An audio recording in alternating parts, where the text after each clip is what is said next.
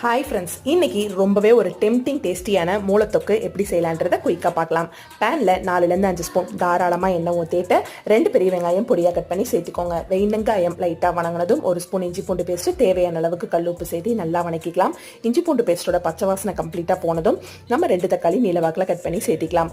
தக்காளி லைட்டாக சாஃப்டாகட்டும். 2 கொத்து கருவேப்பிலை சேர்த்திட்டு ஒரு 1/4 டீஸ்பூன் மஞ்சத்தூள், 1 ஸ்பூன் வரமிளகாய் தூள், ஒரு 1/2 ஸ்பூன் அளவுக்கு வரமல்லித்தூள், ஒரு 1/4 டீஸ்பூன் கரம் மசாலாலாம் சேர்த்திட்டு நல்லா பரட்டி விடுங்க. மசாலாவோட பச்சை வாசனை போனதுக்கு அப்புறமா நம்ம கழுவி க்ளீன் பண்ணி வச்சிருக்க மூளையை சேர்த்திட்டு மூளையை போட்டு ரொம்ப கிண்டிடாதீங்க, அது உடஞ்சு போயிடும். லைட்டாக பரட்டி மட்டும் விடுங்க. ஒரு 5 மினிட்ஸ்லேயே நல்லா வெந்துடும். அதுக்கப்புறமா ஃபுல்லாக லோ ஃப்ளேமில் வச்சுட்டு அப்பப்போ பரட்டி விடுங்க. நல்லா ரோஸ்ட் ஆகட்டும். அந்த கிரேவியோட மூளை நல்லா மிக்ஸ் ஆகி டேஸ்ட் ரொம்பவே நல்லாயிருக்கும்.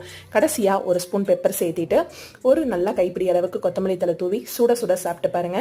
நம்ம சைட் டிஷ்ஷாக சாப்பிட்றதுக்கு ரொம்பவே சூப்பராக இருக்கும். கண்டிப்பாக ட்ரை பண்ணிட்டு எப்படி இருந்துச்சுன்னு சொல்லுங்கள். பாய்.